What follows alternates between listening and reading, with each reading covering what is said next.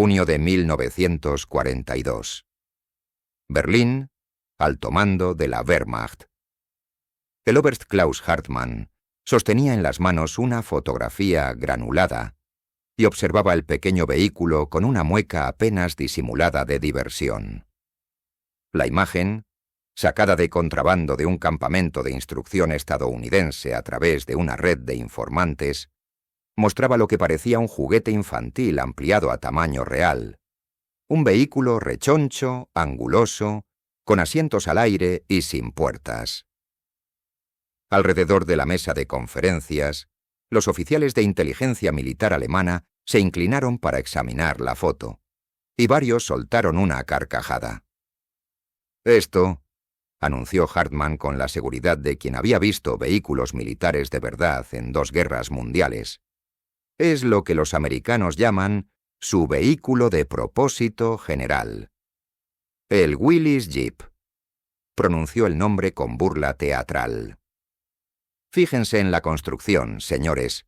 Chapa estampada en formas toscas, sin blindaje, sin protección contra los elementos. Una batalla tan corta que volcará en cuanto el terreno se ponga serio. Nuestro Kübelwagen es superior en todos los aspectos medibles». La valoración ascendió por la cadena de mando de la Wehrmacht con sellos de aprobación a cada paso. La doctrina militar alemana, afinada en las campañas de Polonia, Francia y ahora en lo más profundo de Rusia, tenía especificaciones claras para los vehículos militares. Requerían ingeniería robusta, peso considerable para la estabilidad y diseños especializados para fines especializados. El vehículo americano violaba cada principio. Era demasiado ligero, demasiado simple, demasiado ridículo como para tomarlo en serio.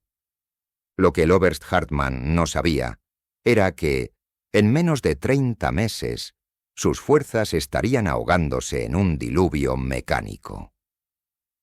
Cuando las tropas alemanas se rindieron en mayo de 1945, las fábricas estadounidenses habían producido 647.925 de esos vehículos de juguete. Operaban en todos los frentes, bajo cualquier condición, haciendo tareas que los ingenieros alemanes aseguraban imposibles. Transportaban suministros por los desiertos africanos y las montañas italianas. Remolcaban artillería entre los setos franceses y los bosques alemanes. Servían como ambulancias, vehículos de reconocimiento, estaciones de radio y puestos de mando.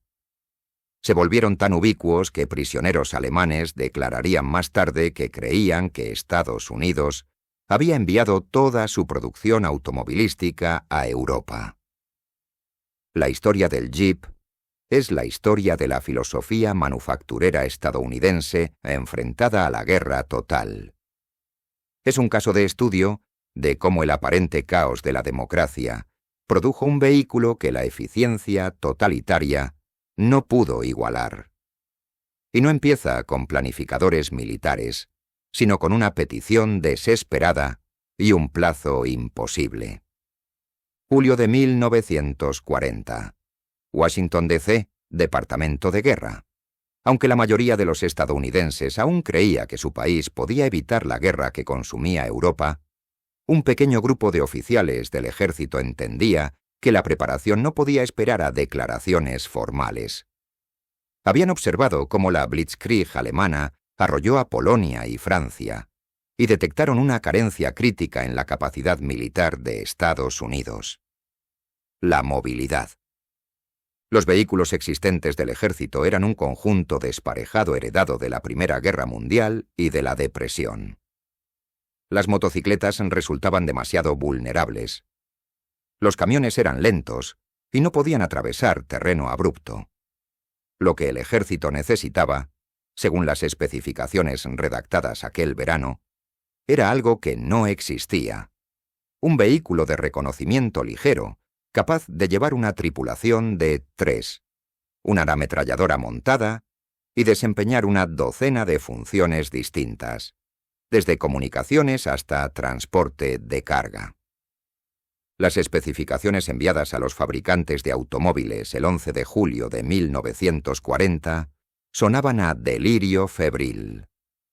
El ejército quería un vehículo de menos de 1.300 libras, unos 590 kilogramos, que pudiera cargar con 600 libras de útil. Necesitaba tracción a las 4 ruedas, un parabrisas abatible para ocultación y la capacidad de cruzar terrenos que detendrían a los vehículos convencionales. Y los fabricantes tenían 49 días para presentar un prototipo funcional, aunque el ejército concedería cierta flexibilidad cuando la realidad se impusiera. 49 días. El desarrollo de vehículos en Alemania solía requerir de 2 a 3 años desde el concepto hasta la producción. El Kübelwagen, llamado a ser el vehículo ligero estándar alemán, pasó por pruebas exhaustivas durante varios años antes de su aprobación. El calendario estadounidense era una locura. 135 empresas recibieron la solicitud. 133 declinaron o no respondieron. La tarea era, sencillamente, imposible. 2 empresas aceptaron. La primera fue American Bantam Car Company, un diminuto fabricante en Butler, Pensilvania, al borde de la bancarrota y sin nada que perder.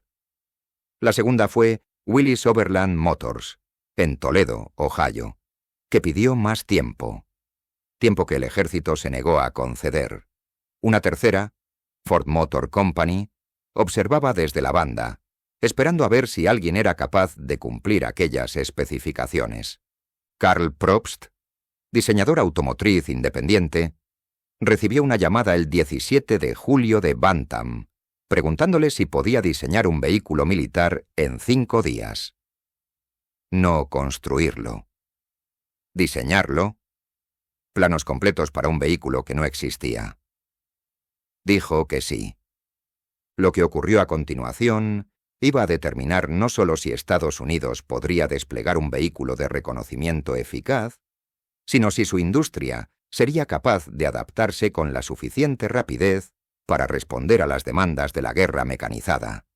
Y en un sótano de Berlín, los oficiales de inteligencia alemanes seguían riéndose de aquellas primeras fotos, convencidos de que la improvisación industrial estadounidense no alumbraría nada de valor militar. Calculaban cuánto tardarían los americanos en darse cuenta de su error. La aritmética parecía inapelable. El equipo militar complejo exigía tiempo, pericia y disciplina de ingeniería rígida, todas cosas de las que carecía el enfoque caótico estadounidense. 4 años después, esos mismos oficiales pedirían transporte en jeep cuando sus propios vehículos se averiasen. 23 de septiembre de 1940. Camp Holabird, Maryland.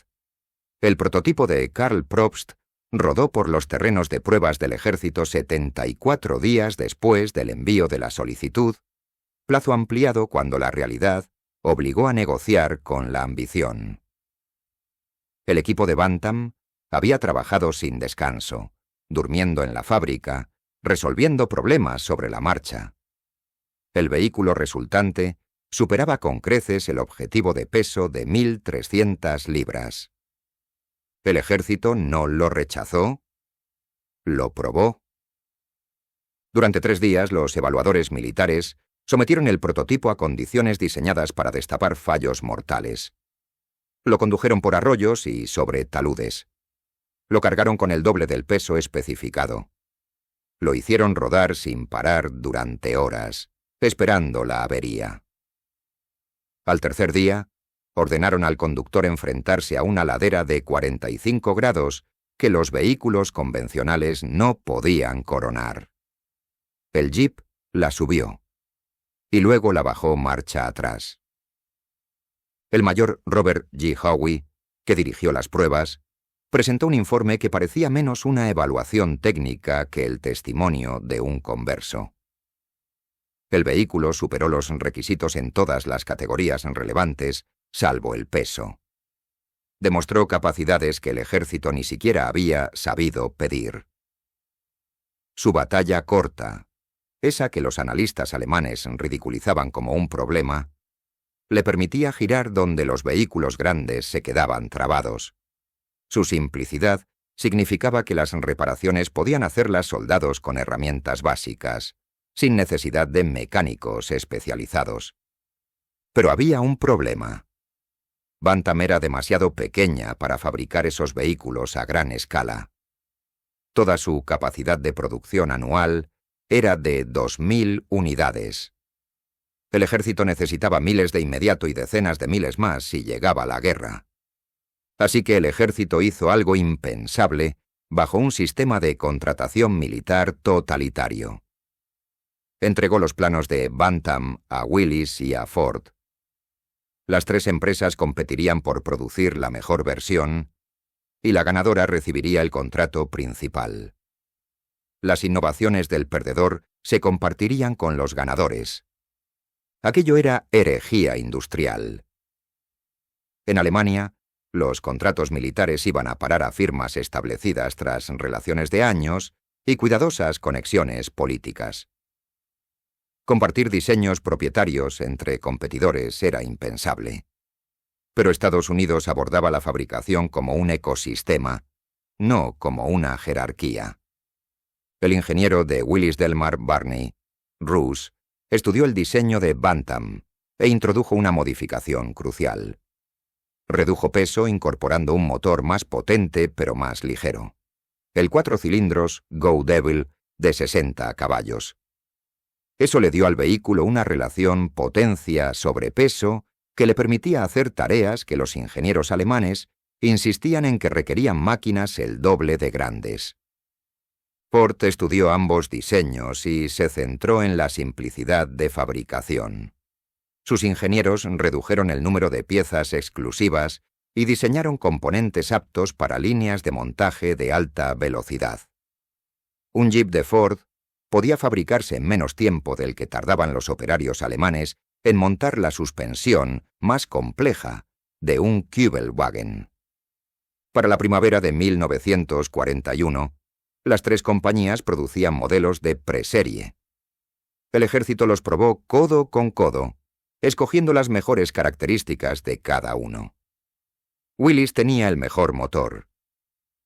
Ford, el proceso de fabricación más eficiente. Bantam había sido la pionera del diseño general. En noviembre de 1941, el ejército adjudicó el contrato principal a Willys, con un contrato secundario a Ford para ayudar a cubrir la demanda. Bantam, la empresa que había creado el vehículo y se había salvado de la bancarrota, recibió solo una pequeña serie antes de quedar relegada a fabricar remolques. No fue justo. No fue ordenado. Fue exactamente el tipo de pragmatismo caótico y orientado a resultados que la burocracia militar alemana no podía replicar. Y la producción estaba a punto de escalar de un modo que reconfiguraría la guerra en todo el mundo. 7 de diciembre de 1941. Toledo, Ohio.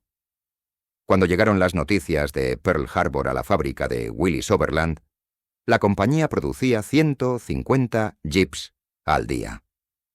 A finales de diciembre esa cifra se había duplicado. En marzo de 1942 volvió a duplicarse. La planta de Ford en Michigan estuvo completamente operativa en febrero, sumando otras 300 unidades diarias. Las cifras contaban una historia que los planificadores alemanes no podían comprender. En 1942, las fábricas estadounidenses entregaron más de 100.000 jeeps. En 1943, la producción siguió en ascenso.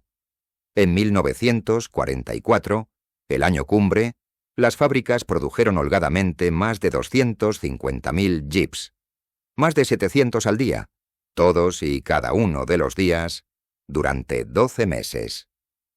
Pero estos números necesitan contexto. La producción total de Kübelwagen en Alemania durante toda la guerra fue de aproximadamente 50.000 unidades. Estados Unidos fabricaba esa cantidad de jeeps cada 10 semanas en su pico de capacidad. La mano de obra que lo hacía posible no se parecía en nada a las expectativas alemanas sobre la fabricación militar. En las plantas de Ford y Willys, las mujeres constituían una parte significativa de la plantilla para 1943. En algunas fábricas, casi la mitad de todos los trabajadores. Antiguas oficinistas, maestras y amas de casa manejaban prensas de estampación y líneas de montaje. Trabajaban turnos de 10 horas, 6 días a la semana, impulsadas por un compromiso personal con el resultado de la guerra. En la planta de Willys en Toledo, trabajadores afroamericanos ocupaban puestos en la cadena de montaje junto a trabajadores blancos. Un nivel de integración que el propio ejército estadounidense no alcanzaría plenamente hasta después de la guerra. Hombres a los que antes de 1941 se les había negado el trabajo en fábrica por su raza, se convirtieron en inspectores de calidad y montadores especializados. Probaban los jeeps terminados, realizaban tareas de precisión y demostraban que la capacidad nada tiene que ver con el color de la piel. El proceso de producción se afinaba de forma continua. Los ingenieros detectaban que ciertos componentes fallaban en condiciones extremas y los rediseñaban con rapidez. Cuando los primeros jeeps en el norte de África sufrieron sobrecalentamiento de motor, los ingenieros trabajaron a contrarreloj para desarrollar soluciones, y las piezas modificadas comenzaron a llegar a los depósitos en cuestión de semanas. La burocracia militar alemana exigía trámites formales que tardaban meses incluso para cambios menores. A mediados de 1943, el diseño del Jeep estaba estandarizado en ambos fabricantes. Las piezas eran intercambiables. Un Jeep de Ford podía repararse con piezas de Willys. Los manuales de mantenimiento eran lo bastante sencillos como para que soldados con estudios básicos realizaran reparaciones de calado. La modularidad del vehículo hizo que las modificaciones de campaña se volvieran habituales. Los soldados soldaban planchas de protección. Montaban de todo, desde camillas y ametralladoras del punto 50 hasta equipos de comunicaciones. En los informes de inteligencia alemanes de este periodo, los analistas anotaron la proliferación del Jeep, pero restaron importancia a su significado. Se les seguía viendo como vehículos auxiliares, incapaces de realizar trabajo militar serio. La Wehrmacht confiaba en vehículos especializados, coches de reconocimiento para exploración, semiorugas para transportar infantería, camiones para suministros. La idea de que un único vehículo ligero pudiera desempeñar todos esos papeles parecía contradecir la lógica básica de la ingeniería. Lo que los analistas alemanes pasaron por alto fue que la versatilidad del Jeep simplificaba la logística. Un solo tipo de vehículo implicaba un único inventario de repuestos. Mecánicos formados en un modelo podían arreglar cualquier Jeep. Combustible y mantenimiento se estandarizaban. Mientras Alemania desplegaba decenas de tipos distintos, cada uno con piezas, formación y soporte diferentes, Estados Unidos desplegaba un vehículo que servía para todo, y los soldados estaban a punto de demostrar hasta dónde podía aguantar esa máquina. Noviembre de 1942. Túnez, norte de África. El general mayor Hans-Jürgen von Arnim observaba con prismáticos el avance de las fuerzas estadounidenses sobre el desierto. Lo que llamó su atención no fueron los carros ni las formaciones de infantería. Eso seguía patrones previsibles. Lo que le inquietó fue la cantidad de vehículos pequeños que se movían entre posiciones, llevando suministros, remolcando artillería, evacuando heridos. Von Arnim tenía experiencia en la guerra móvil del desierto. sabía que la logística lo determinaba todo en el norte de África. Sus propias fuerzas lidiaban sin descanso con averías. El desierto devoraba máquinas. La arena se colaba en los motores. El calor deformaba componentes. El Africa Corps mantenía una flota de vehículos especializados y aún así sufría fallos mecánicos constantes. Los vehículos estadounidenses se multiplicaban. Los informes de inteligencia indicaban que eran los mismos de propósito general que las evaluaciones anteriores habían desdeñado. Pero estaban por todas partes. Las patrullas de reconocimiento en jeep se movían más rápido que las unidades alemanas en motocicleta. La artillería estadounidense se reubicaba usando jeeps como tractores, logrando una movilidad que, según la doctrina alemana, requería semiorugas. Las columnas de suministros se extendían kilómetros, y esos vehículos pequeños acarreaban cargas que se suponía exigían camiones. En diciembre de 1942, fuerzas alemanas capturaron varios jeeps intactos cerca de Teburba. Von Arnim ordenó un análisis técnico inmediato. El informe que llegó a su mesa confundía más que aclaraba. Los vehículos eran exactamente como en las fotos. Ligeros, simples, con protección mínima. Pero funcionaban. Habían cruzado cientos de millas de desierto. Habían operado en tormentas de arena que inmovilizaban equipos alemanes. Sus motores mostraban desgaste, pero seguían en servicio. Al otro lado del Mediterráneo, se repitió la escena. Cuando las fuerzas aliadas invadieron Sicilia en julio de 1943, los jeeps desembarcaron directamente en la playa desde lanchas. Los defensores alemanes se habían preparado para tanques y vehículos pesados. Miraron con desconcierto cómo esos vehículos pequeños sorteaban un terreno que la Wehrmacht consideraba impracticable. Las colinas sicilianas y las carreteras de montaña tenían curvas estrechas y pendientes fuertes. Los vehículos alemanes requerían una conducción cuidadosa. Los jeeps simplemente subían. El sargento Frank Kurtz, primera división de infantería, condujo un jeep que remolcaba un cañón anticarro de 37 milímetros por la ladera de una montaña a las afueras de Troina. La carretera, por llamarla de algún modo, era una senda de cabras apenas lo bastante ancha para el vehículo. La pendiente superaba el 30% en algunos tramos. Las posiciones alemanas en lo alto daban por hecho que ningún vehículo podría alcanzarlas. El jeep de Kurtz no solo coronó, sino que colocó el cañón para proporcionar apoyo de fuego que quebró la defensa.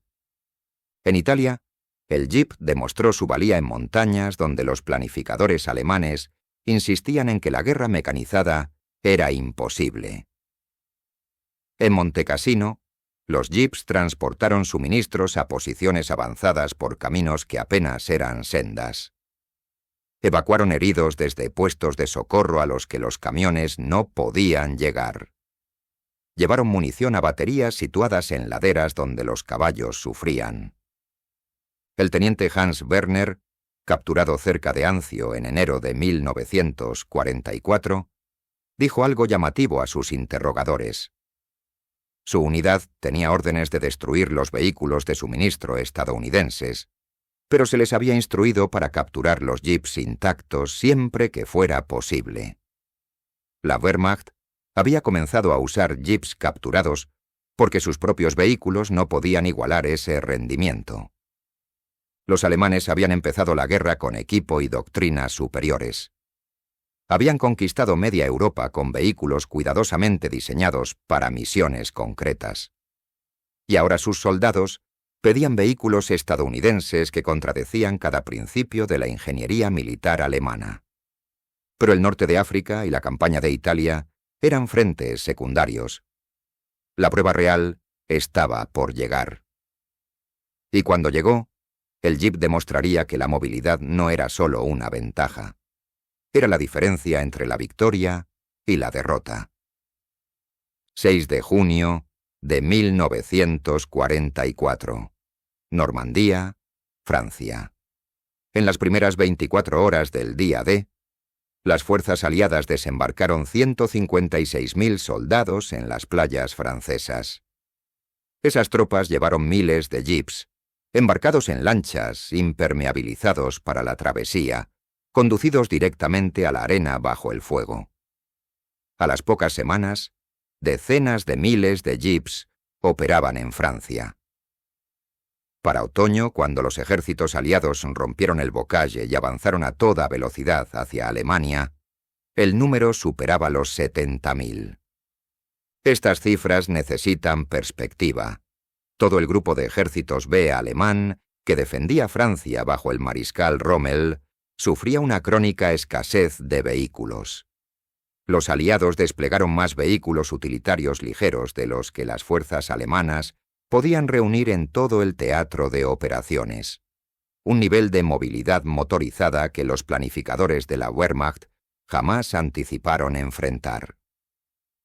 El Generalleutnant Fritz Bayerlein, al mando de la división Panzer Lehr, observó la ruptura aliada desde posiciones defensivas cerca de Saint-Lô. Su informe al cuartel general resumía la realidad mecánica. Las columnas americanas se mueven a velocidades que no podemos igualar. Sus vehículos de reconocimiento están por todas partes, señalando nuestras posiciones antes de que podamos reaccionar. Su artillería se recoloca constantemente, impidiendo un fuego de contrabatería eficaz. No combatimos contra un ejército, sino contra una civilización motorizada. El jeep posibilitó tácticas para las que los alemanes no tenían respuesta. Las unidades de reconocimiento estadounidenses en jeep se adelantaban kilómetros a las fuerzas principales, identificando posiciones alemanas y pidiendo artillería o ataques aéreos antes de que los mandos alemanes supieran que los habían localizado. Cuando las fuerzas alemanas intentaban establecer líneas defensivas, la artillería estadounidense llegaba en cuestión de horas, remolcada por jeeps capaces de usar caminos que los vehículos alemanes no podían transitar. El sargento primero Curtis Cullen, del 102º Escuadrón de Reconocimiento de Caballería, conducía un jeep equipado con una cuchilla de corte de acero soldada, capaz de abrirse paso por los famosos setos normandos. Su unidad descubrió que esas antiguas barreras de tierra, que canalizaban el fuego defensivo alemán y ralentizaban a los carros estadounidenses, no eran obstáculo para un jeep con la modificación adecuada. En cuestión de días, los talleres de soldadura producían cuchillas, y los jeeps abrían pasillos por un terreno que se suponía impracticable. El Red Ball Express, la gigantesca operación de abastecimiento que mantuvo a los ejércitos aliados suministrados durante la carrera a través de Francia, dependía de los jeeps como directores de tráfico, vehículos de mantenimiento y enlaces de comunicaciones. Mientras los camiones de 2,5 toneladas llevaban la carga a granel, los jeeps escoltaban convoyes, ordenaban el tráfico en los cruces y acudían a las averías. La fuerza laboral del Red Ball, aproximadamente un 75% afroamericana, utilizó jeeps para mantener el flujo continuo de suministros que sostuvo el avance. El cabo John L. Houston condujo un jeep para el Red Ball Express durante 117 días consecutivos sin librar ni uno. Su vehículo transportaba equipos de reparación, entregaba repuestos urgentes y evacuaba conductores enfermos. Calculó que su jeep recorrió más de 20.000 millas entre junio y octubre de 1944, aproximadamente la distancia de París a Tokio. El vehículo requirió mantenimiento constante y varias reparaciones de calado, pero siguió funcionando, siguió moviéndose, siguió empujando los suministros hacia el frente. Las fuerzas alemanas intentaron contrarrestar la movilidad del jeep apuntando a ellos específicamente. Los pilotos de la Luftwaffe recibieron órdenes de ametrallar columnas de vehículos estadounidenses, dando prioridad a los de reconocimiento ligeros. Pero a finales de 1944, la superioridad aérea aliada convirtió esos ataques en misiones suicidas.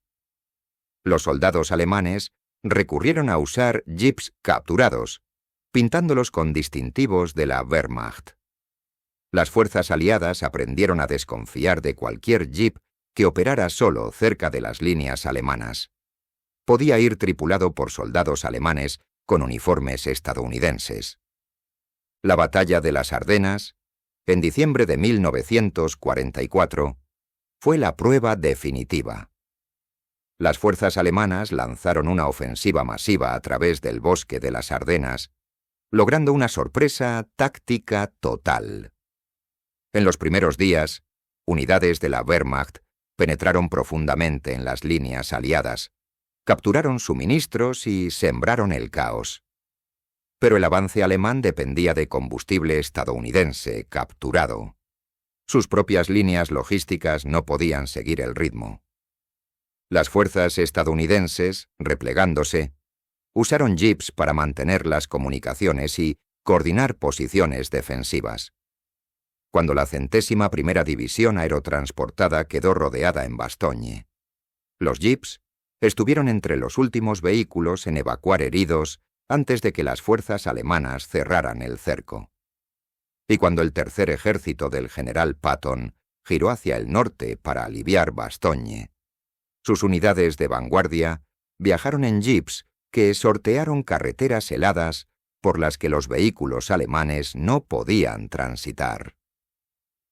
En enero de 1945, cuando el saliente quedó contenido, las fuerzas alemanas habían quemado su capacidad ofensiva. Habían avanzado mucho, pero no podían sostener la logística necesaria para la victoria.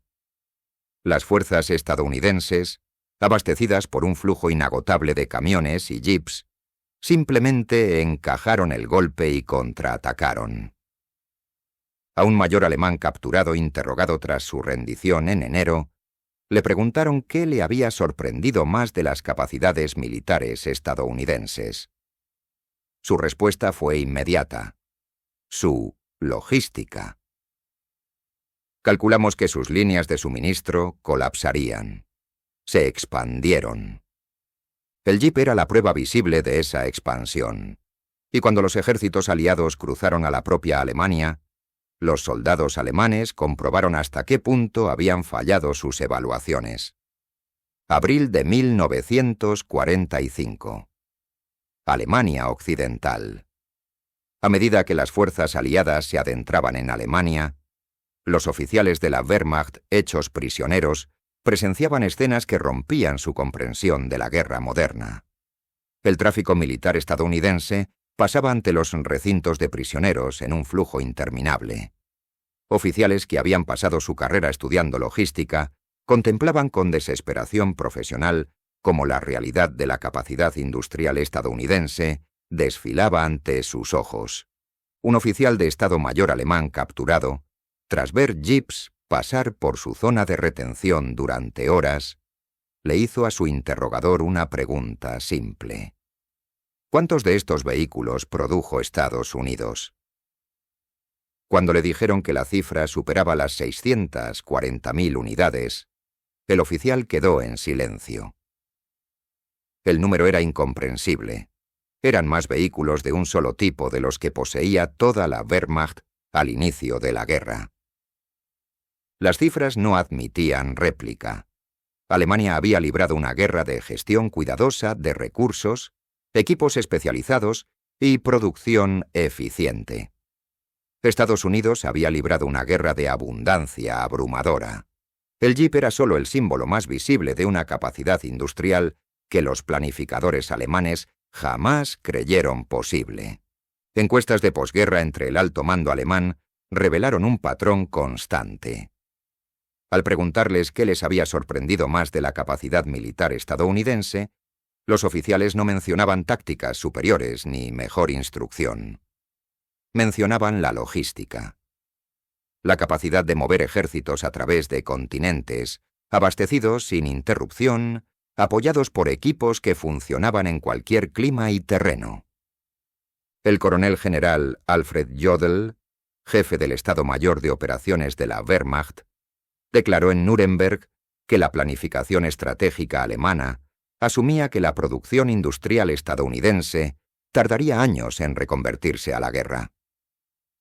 Calculamos, afirmó, que Estados Unidos necesitaría hasta 1944 para alcanzar una movilización militar plena. ¿Nos equivocamos? Lo lograron en 1943 y a escalas que creíamos imposibles. Las cifras de producción del Jeep respaldaban su afirmación. De 0 vehículos en 1940 a 647.925 al final de la guerra. Un pico de 700 al día. Un vehículo cada 2 minutos, sin parar, durante años. Pero los números por sí solos no capturan el impacto del Jeep.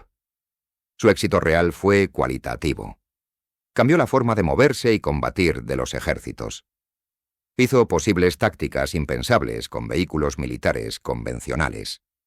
Dio movilidad a la infantería, flexibilidad a la artillería y a los mandos, comunicación y reconocimiento en tiempo real. El general mayor Wilhelm Ritter von Thoma, capturado en el norte de África y retenido como prisionero en Gran Bretaña, fue grabado en secreto por la inteligencia británica. En una conversación con otro prisionero, habló del material estadounidense. Su vehículo, el Jeep, no está mejor diseñado que nuestro Kübelwagen, pero produjeron cientos por cada uno de los nuestros. Dieron a sus soldados herramientas para ganar mediante la abundancia, no la superioridad. Y la abundancia, al final, también es una forma de superioridad. La versatilidad del Jeep significaba que las fuerzas estadounidenses podían adaptarse a cualquier situación. Si las carreteras estaban bloqueadas, los jeeps iban campo a través. Si los puentes estaban destruidos, encontraban vados. Si las fuerzas alemanas intentaban cortar las líneas de suministro, el mero número de vehículos garantizaba que siempre algunos llegaran. Tras la guerra, el ejército estadounidense realizó estudios sobre la eficacia logística. Concluyeron que la movilidad, no la potencia de fuego, fue el factor decisivo en la campaña europea. Las fuerzas estadounidenses se movieron más rápido, se reposicionaron con mayor rapidez y sostuvieron operaciones durante más tiempo que las alemanas porque tenían los vehículos para hacerlo. El Jeep se volvió tan sinónimo del poder militar estadounidense que los ejércitos extranjeros quisieron hacerse con ellos de inmediato. La Unión Soviética recibió decenas de miles de jeeps a través del Lend-Lease, parte de más de 400.000 vehículos suministrados a la URSS, y siguió usándolos tras la guerra. Las fuerzas británicas, que tenían sus propios vehículos ligeros, pidieron jeeps porque superaban a las alternativas nacionales. Los franceses los emplearon ampliamente para reconocimiento ligero y funciones de enlace. 8 de mayo de 1945. Europa. La guerra en Europa terminó no con una gran batalla, sino con firmas en documentos de rendición. Por todo el continente, el alto mando alemán aceptó la rendición incondicional. Entre los incontables vehículos que circulaban por la Europa liberada en aquellos días finales, había decenas de miles de jeeps, siguiendo en marcha, siguiendo al servicio, demostrando su valía. El balance final de la producción bélica del Jeep cuenta una historia que trasciende los números. Producción total: 647.925 vehículos. Historial de servicio: todos los teatros de guerra, todos los climas, todo tipo de terreno. Impacto en el esfuerzo bélico: incalculable, pero indiscutible. Fiabilidad mecánica: superior a cualquier vehículo alemán comparable. Influencia posterior: los descendientes del Jeep sirvieron en funciones militares durante décadas. con sucesores basados en sus principios de diseño que llegaron hasta los años 80 y más allá. Pero estas estadísticas, por impresionantes que sean, pasan por alto la lección de fondo. El Jeep triunfó porque encarnaba la filosofía industrial estadounidense. Era simple, no sofisticado. Era adaptable, no especializado. Se produjo mediante la colaboración entre competidores, no bajo un control de planificación central. Lo ensambló una fuerza laboral diversa que incluía mujeres, afroamericanos y otras personas a las que la ideología nazi tachaba de inferiores. El ejército alemán entró en la guerra creyendo en la superioridad del equipo especializado, la ingeniería meticulosa y la pureza ideológica. Construyeron el Kübelwagen como vehículo de reconocimiento especializado, diseñado por expertos y fabricado por trabajadores alemanes de ascendencia aceptable. Era un buen vehículo. Pero nunca hubo suficientes. Estados Unidos construyó el Jeep entre el caos y el compromiso. 3 empresas compitieron y colaboraron, se robaron y compartieron diseños. Trabajadores que antes de la guerra no podían conseguir empleo en fábrica se volvieron esenciales para la producción. El vehículo resultante no era perfecto. Demasiado ligero, demasiado expuesto, demasiado simple. Pero hubo 647.925. El veredicto de la historia es claro. Las guerras no las ganan los mejores equipos, sino equipos suficientes en cantidades abrumadoras. Se ganan con sistemas logísticos capaces de sostener operaciones a través de continentes, con bases industriales que pueden transformarse de la noche a la mañana, de fabricar automóviles a fabricar máquinas de guerra, con sociedades que pueden movilizar a todos sus ciudadanos, sin distinción de género o raza, hacia la victoria. El Jeep demostró que el caos democrático produce mejores resultados que el orden totalitario. Demostró que las soluciones prácticas superan a la pureza ideológica. Demostró que la abundancia es una cualidad en sí misma. En las décadas posteriores, el Jeep se convirtió en icono cultural. Apareció en películas y anuncios, evolucionó a vehículos civiles. Dio nombre a toda una categoría de automóviles. Pero para quienes lucharon en la Segunda Guerra Mundial, el Jeep siguió siendo algo más fundamental: el vehículo que ganó la guerra. Cuando le preguntaron décadas después qué pieza de equipo fue la más valiosa en Europa, el general Dwight Eisenhower no nombró tanques ni aviones.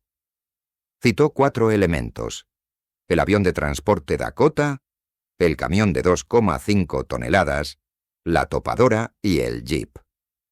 El vehículo del que los analistas alemanes se rieron en 1942 acabó junto a las armas que derrotaron a la Alemania nazi.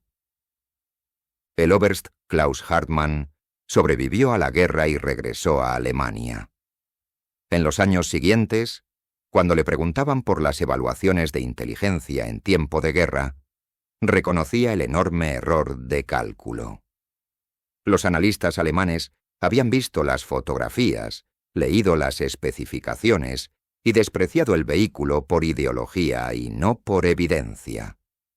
Habían observado cómo se multiplicaba en todos los frentes, lo habían capturado y utilizado ellos mismos, y aún así, nunca ajustaron su pensamiento estratégico para tener en cuenta lo que significaba la capacidad productiva estadounidense. Lucharon la guerra que esperaban en lugar de la guerra que tenían delante. El sonido de los motores de los jeeps se convirtió en la banda sonora de la victoria aliada. Desde los desiertos del norte de África hasta las montañas italianas, desde las playas de Normandía hasta las autopistas alemanas, ese característico zumbido de 4 cilindros anunciaba presencia y poder estadounidenses. Los soldados alemanes aprendieron a reconocerlo, a temerlo, a rendirse antes que enfrentarse a los ejércitos a los que abastecía. Y en fábricas por todo Estados Unidos, los trabajadores siguieron construyéndolos. 700 al día.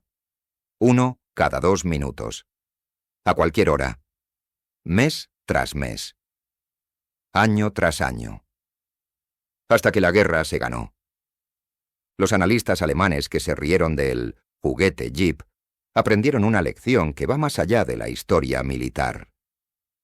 Aprendieron que la ideología nos ciega ante la realidad, que las suposiciones sobre lo posible a menudo son falsas, que la simplicidad puede imponerse a la sofisticación, que la improvisación desordenada de la democracia logra resultados que la eficiencia totalitaria no puede igualar.